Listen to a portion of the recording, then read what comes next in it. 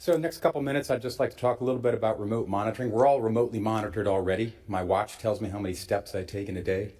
But this device that I'm going to tell you about and update you on is one that I think is applicable to our vascular patients, and we've made some exciting updates in regard to the device. I am on the scientific advisory board for the device. So why do we monitor grafts or dialysis access? Well, we know that if they do fail, there's an increase in severity of symptoms. We can convert a clot into critical limb ischemia. For the dialysis access patients, there might be the need to use catheter access while you can revise what has failed. If you can detect the failing graft or access, then it can often be managed with minimally invasive endovascular techniques. And once a graft or access has gone down, you often have to use open surgical techniques, and the procedure can be more complex than the original procedure. And then I'll show you this morning there is an opportunity to surveil other physiologic parameters besides just the health of the access or the graft. If you look at the dialysis population, we're kind of failing with our surveillance currently. These are people that come into the dialysis units frequently. They get blood draws frequently, they're checked frequently, and yet they're hospitalized at average of twice a year.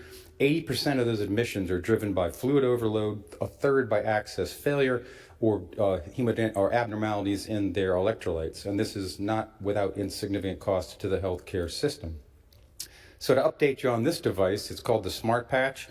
It's come a long way over the years. We've presented some of the data at this meeting in the past, and this is the current status of the device. As you can see, there's the patch on the left. It's worn, as you can see in the picture in the middle, and the hub is on the right. So the patch is worn over the dialysis access. It can take a reading as often as you'd like, but it's currently programmed, and the protocol is to have a reading every 3 hours, and a single patch is worn for 7 days before it's replaced. You can see on the right the components. There's an electronics assembly. There's now 12 sensors in that mid portion of the patch, taking the place of other sensors which could be individually used. And there's a membrane and an adhesive layer which has been utilized to make no injury to the skin. So unlike things like TCO2s and other kinds of monitoring, we're actually targeting the larger vessels with the patch and with the data that's gathered. You don't need to calibrate the device. It auto-corrects for skin color, and the data, as I said, is from larger vessels and not just from the skin capillary circulation, and patients can shower with it. And you can see the breakdown of the device in the lower right, where there's actually a temperature probe, there's these sensors, there's a shield and a battery, which again can last longer than a week, but we suggest that the patients change it weekly. The hub actually gathers the data. It has a 20-foot range for this data. It works over standard cellular networks, and it's basically plug and play. So you put these all together, and it forms a HIPAA compliant network, which delivers vital signs, hemodynamic data, blood pressure parameters in the future, we hope, with frequent monitoring. And interestingly, it's trend line information. I think that's going to be one of the most important advantages of the device, and it can deliver this information to whatever portal you so desire in your office or in the hospital to gather this data. The data is gathered and has been proven to be accurate by machine learning techniques.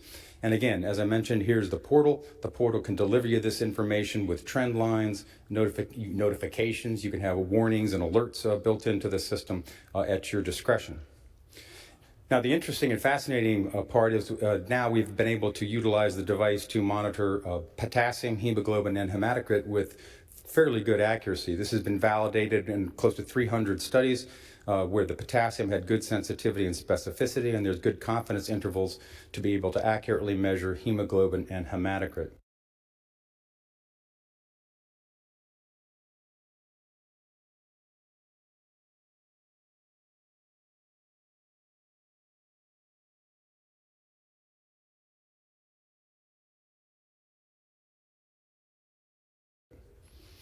Also, interestingly, we're using auscultation data. It's sort of like an internal stethoscope, as if you had a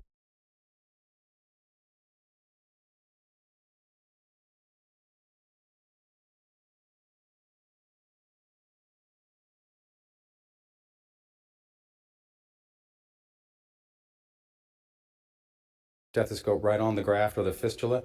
And this data is currently being analyzed in order to develop it to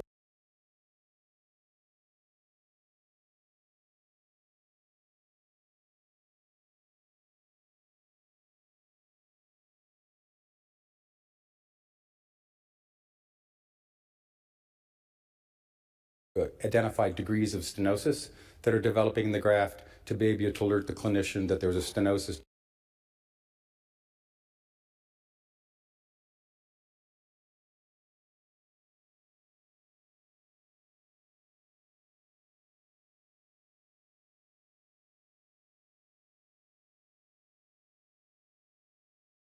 developing in the fistula or the graft. The exciting data and the exciting information is the FDA has now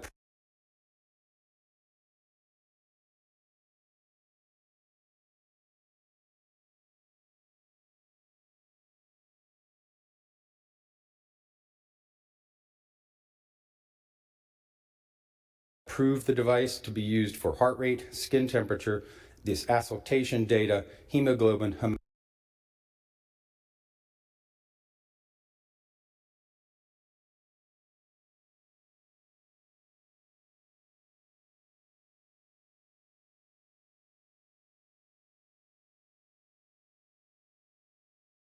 hematocrit, and potassium. This is now all FDA approved to be utilized, and there's other things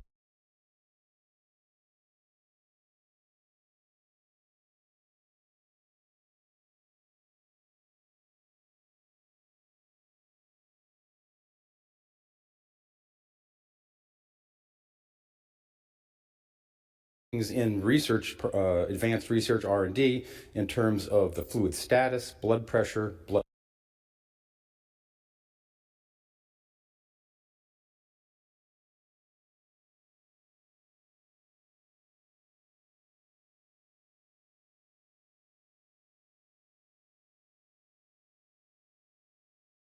flow, and sodium, urea, creatinine. There's many other things we can measure, and also we're still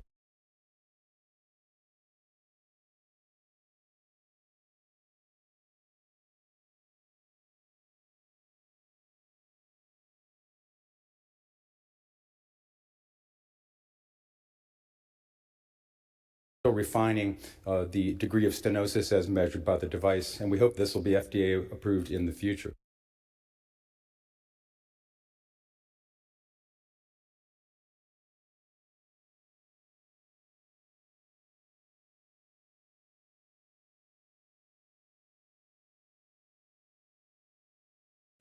So in conclusion, I think we've demonstrated and developed the device to such a point where there has been documented clinical success.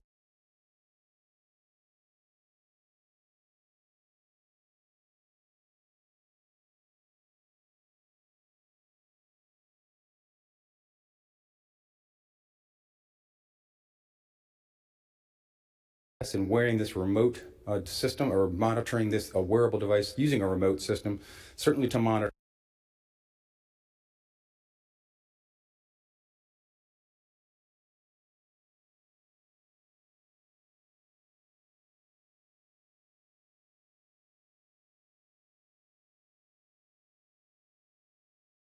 heart rate, skin temperature, potassium, hemoglobin, hematocrit, and hopefully in the future would be able to tell you if